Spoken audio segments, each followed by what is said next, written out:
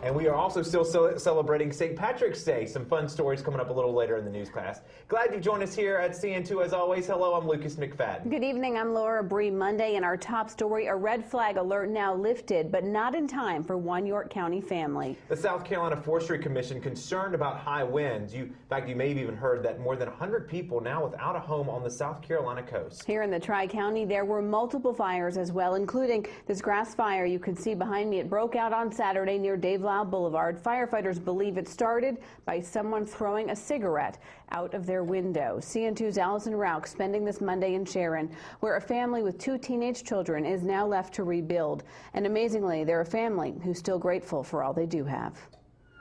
I didn't go back in because I knew I wouldn't come back out. Devastation. There are no other words to describe what Joe Densmore and his family are dealing with. My grandfather's commissioned officer sword from World War II. Furniture that my wife's grandfather had made by hand. These are things that can't be replaced, but everyone is safe and we can make new memories.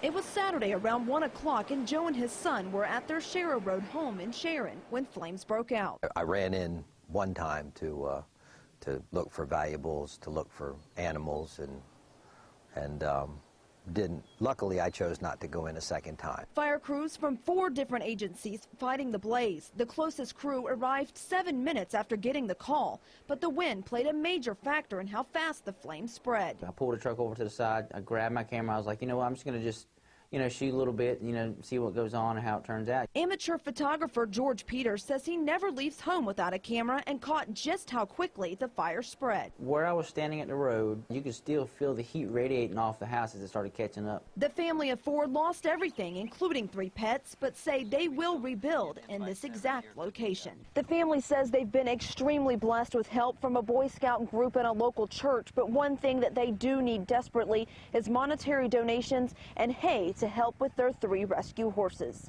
In Sharon, Allison Rauch, CN2 News. The York County Fire Marshal's office hopes to have a cause later this week. The Densmore family says it has no idea how that fire could have started. A fund has been set up to help them. It's at the First Citizens Bank in York. All you have to do is go by any First Citizens Bank and ask to donate to the Densmore Family Fire Fund if you'd like to help.